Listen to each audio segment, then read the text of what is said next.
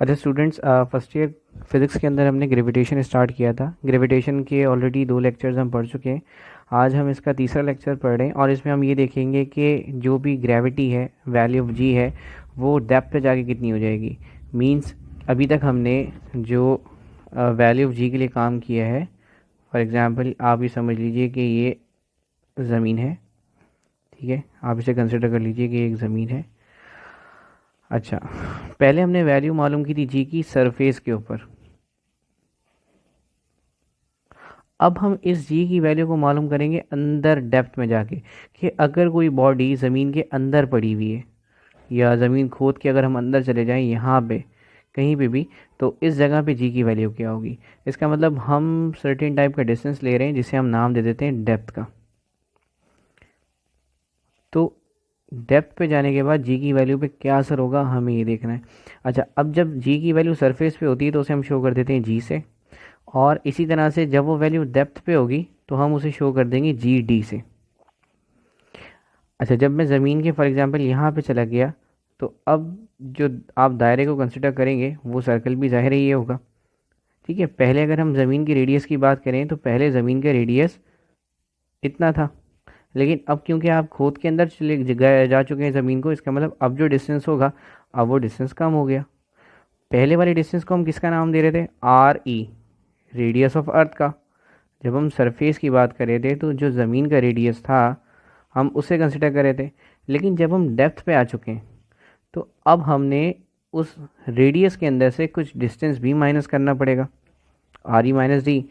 पहले total radius ये था, अब हमने उसमें से कुछ पोर्शन काट दिया क्योंकि अब हम ज़मीन के अंदर आ चुके हैं। तो अब जो डिस्टेंस कवर होगा वो ज़ाहिर है यहाँ से लेके यहाँ तक होगा सिर्फ रेडियस के लिए। तो अब आप लिख रहे हैं आर ई, जो भी ज़मीन का रेडियस था उसमें से हमने कुछ पोर्शन माइनस कर दिया। ये जितना हमने माइनस किए ना, जितने हम गहराई में जा चुके हैं, ये डी है। तो डेप्थ पे जाने के बाद जो रेडियस आप कंसिडर करेंगे वो होगा आर ई माइनस डी। ठीक है, तो अब हम देख लेते हैं कि पहले सरफेस के लिए हमारे पास क्या फार्मूला था। सरफेस के लिए हमारे पास फार्मूला था, उसके लिए हम यहाँ पे मेंशन कर देते हैं कि द एक्सेलरेशन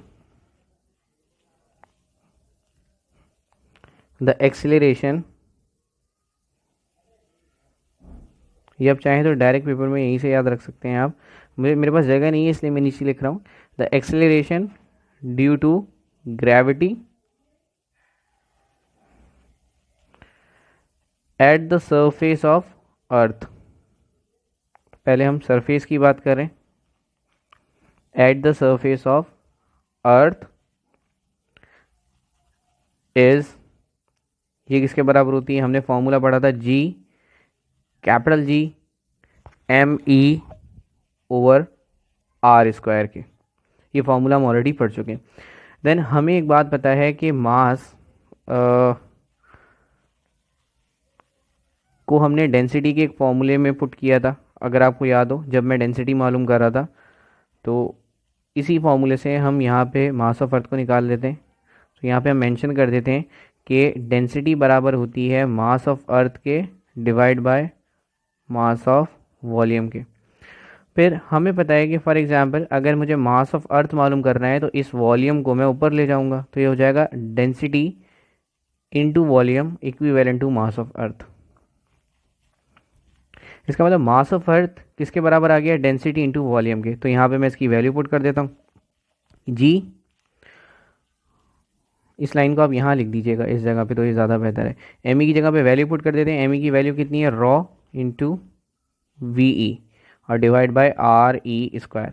अब हमें पता है कि किसी भी बॉडी का वॉल्यूम, अगर वो बॉडी स्फीयर होती है तो वो किसके बराबर होता है, 4/3 पाए आर ई क्यूब के। क्योंकि ज़मीन भी है, एक स्फीयर को हम कंसिडर कर रहे हैं, तो इसका मतलब इसका वॉल्यूम भी हम 4/3 पाई आर ई क्यूब ले सकते हैं। ये पुरानी वाली लेक्चर में मैंने आपको बताया था। तो हम यहाँ पे लिख देते हैं जी रॉ, और वॉल्यूम की जगह हम पुट कर देते हैं 4/3 पाए R E cube divide by R E square. अब यहाँ पे डिवाइड में आपके पास 2 दफ़ा रेडियस है और ऊपर आपके पास 3 दफ़ा है, तो 3 में से 2 कट गए। ठीक है, इसका मतलब ये 2 जो है वो इससे कैंसिल हो गया और आपके पास ऊपर 1 बच गया। ऊपर आपके पास 3 रेडियस थे, नीचे आपके पास 2 रेडियस है, तो आपके पास ज़ाहिर 3 में से 2 निकलेंगे तो एक बचेगा, तो ये आपके पास बच गया जी रॉ 4/3 पाई आर ई। अब रूल ये है कि हम नंबर को हम पहले लिख देते हैं, तो इसको हम ऐसे एक्सप्रेशन को कर देते हैं कि 4/3 पाई रॉ जी आर ई। सिर्फ मैंने अरेंजमेंट किया और कुछ नहीं किया। सो ये तो सरफेस पे काम हो गया, इसे हम नाम दे देते हैं इक्वेशन 1 का। बिल्कुल इसी तरह से अगर हम बात करें एक्सेलरेशन की, ग्रेविटेशनल एक्सेलरेशन की डेप्थ के ऊपर, तो आप कैसे लिखेंगे? पहले हमने कैसे लिखा था? The acceleration due to gravity at the surface of earth. अब हम लिखेंगे acceleration due to gravity at the depth. So हम यहां पे मेंशन कर देते हैं द एक्सेलरेशन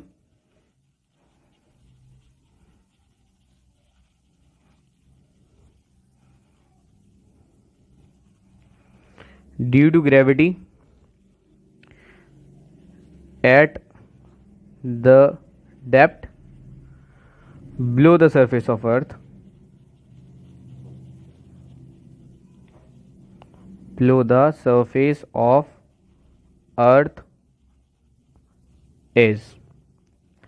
अच्छा, जी का फॉर्मूला आपको पता है, देखिए हमने क्या पढ़ा था, G equal capital G M E over R E square. इसी तरह से बिल्कुल यहाँ पे अब आप जी से शो नहीं करेंगे, यहाँ पे आप जी डी से शो करेंगे। इसका मतलब ग्रेविटेशनल एक्सेलरेशन है कोई ना कोई डेप्थ के ऊपर। अच्छा, कैपिटल जी, इसी तरह से एम ई नहीं होगा, अब एम ई डैश यूज़ होगा, क्योंकि जब हम ज़मीन की सरफेस के ऊपर थे तो ज़मीन का पूरा मास इस्तेमाल हो रहा था, कंप्लीट मास। लेकिन अब हम ज़मीन को खोद के यहाँ आ चुके हैं, तो ये वाला जो मास है ना, ये सारा मास, ये ज़मीन का हिस्सा ही उड़ चुका है, कट गया है ये। तो अब हम इसे कंसिडर नहीं करेंगे, ये पूरा हिस्सा हम कंसिडर नहीं करेंगे।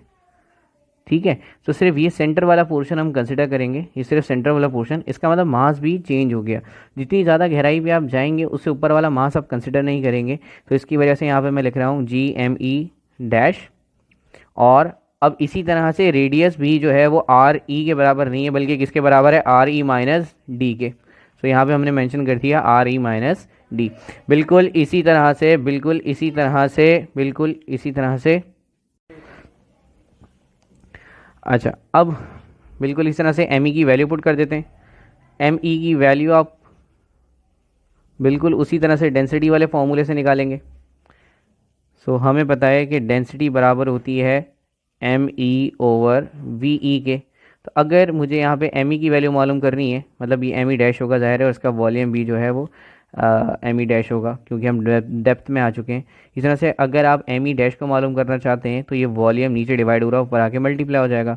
सो हम इसको ऐसे कह सकते हैं कि rho into V E dash equivalent to M E dash. तो एम ई डैश किसके बराबर आ गया आपके पास? रॉ इंटू वॉल्यूम के। सो हम यहाँ पे मेंशन कर देते हैं रॉ इंटू वॉल्यूम डैश। फिर हमें पता है कि वॉल्यूम किसके बराबर होता है? वॉल्यूम बराबर होता है 4/3 पाई आर ई क्यूब के। अब यहाँ पे आप सिर्फ आर ई नहीं लिखेंगे, बल्कि क्या मेंशन करेंगे? आर ई माइनस डैश, क्योंकि अब आप डेप्थ में आ चुके हैं। और नीचे आपके पास क्या है डिवाइड में? आर ई, अब स्क्वायर आएगा आर ई माइनस डी का स्क्वायर। स्क्वायर जैसे बिल्कुल आपने यहाँ पे लगाया था ऊपर, फॉर्मूला हमारे पास capital G M E over R E square होता है, बिल्कुल इसी तरह से यहाँ पे भी स्क्वायर आना था, तो हमने यहाँ पे भी स्क्वायर मेंशन कर दिया। अब यहाँ पे मेंशन कर देते हैं कि वॉल्यूम किसके बराबर है? वॉल्यूम बराबर है 4/3 पाई आर ई माइनस डी के क्यूब के, क्योंकि वॉल्यूम डैश का मतलब है आप डेप्थ पे चले गए। अब यहाँ पे आर ई माइनस डी 2 दफ़ा है, यहाँ पे ऊपर आर ई माइनस डी 3 दफ़ा है, तो ये आप 2 कैंसिल कर देंगे तो ज़ाहिर है एक वैल्यू बचेगी। अब यहीं से हम इसे आगे कंटिन्यू कर लेते हैं। हमारे पास जो एक्सप्रेशन बचा है वो बचा है जी डी इक्वल जी रॉ 4/3 पाई आर ई माइनस डी। नीचे हमारे पास डिवाइड में कोई वैल्यू नहीं बची है।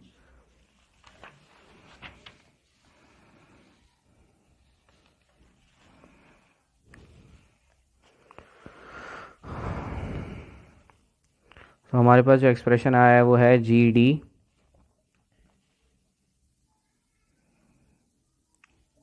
डी कैपिटल जी रॉ 4/3 पाई RE-D, ये एक्सप्रेशन अभी हमने बनाया है। अब हम क्या कर देते हैं, अब हम नंबर्स को पहले लिख देते हैं, एक्सप्रेशन को हम बाद में लिख देते हैं। तो इसे हम कैसे लिखेंगे, 4/3 पाई RE-D के, और ये आपके पास हो गई इक्वेशन 2। अब आपने क्या करना है, अब आप दोनों इक्वेशंस को डिवाइड कर दीजिए। तो हम यहाँ पे मेंशन कर देते हैं डिवाइड इक्वेशन 2/1। ठीक है।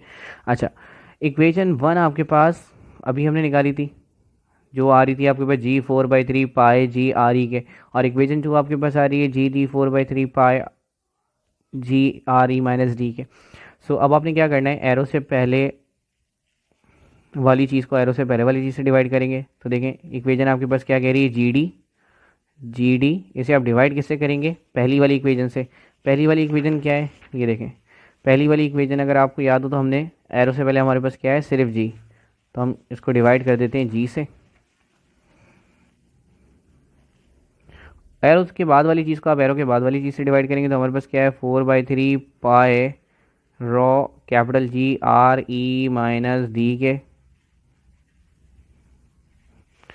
और इक्वेशन 1 में एरो के बाद क्या है, इक्वल के बाद क्या है, 4/3 पाई GRE के। तो अब हम इससे डिवाइड कर देते हैं इसको। तो हम यहाँ पे मेंशन कर देते हैं 4/3 पाई GRE के। 4/3 इसमें भी है, 4/3 नीचे भी है, कैंसिल कर दीजिए। पाई ऊपर भी है, पाई नीचे भी है, रॉ ऊपर भी है, रॉ नीचे भी है, कैपिटल G ऊपर भी है, कैपिटल G नीचे भी है। आपके पास जो एक्सप्रेशन आया है वो है GD/G, और ऊपर आपके पास बचा है RE-D, और नीचे डिवाइड में आपके पास बचा है सिर्फ RE। अच्छा, अब यहाँ पे आप एक काम ये कर सकते हैं कि आप इस RE को दोनों के साथ ब्रेक कर दीजिए। इसका मतलब RE/RE माइनस D/RE, आपने इस RE को दोनों के साथ ब्रेक कर दिया। तो RE के साथ नीचे भी RE आ गया, और D के साथ नीचे भी RE आ गया। RE से RE कैंसिल हो गया, तो ये एक्सप्रेशन आपके पास हो गया GD/G equal 1 minus DRE।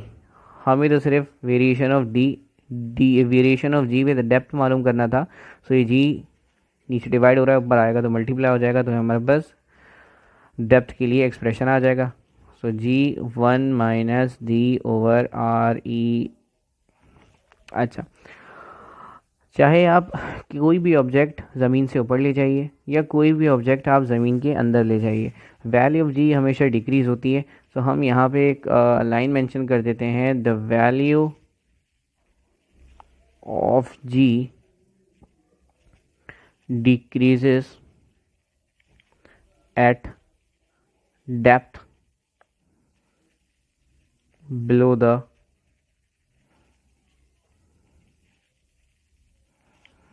Surface of अर्थ।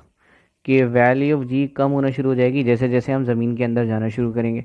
यहाँ पे हमारे पास डेरिवेशन कंप्लीट हो गई। इसका एक न्यूमेरिकल आया हुआ है 1995 के अंदर। उस न्यूमेरिकल को भी हम देख लेते हैं।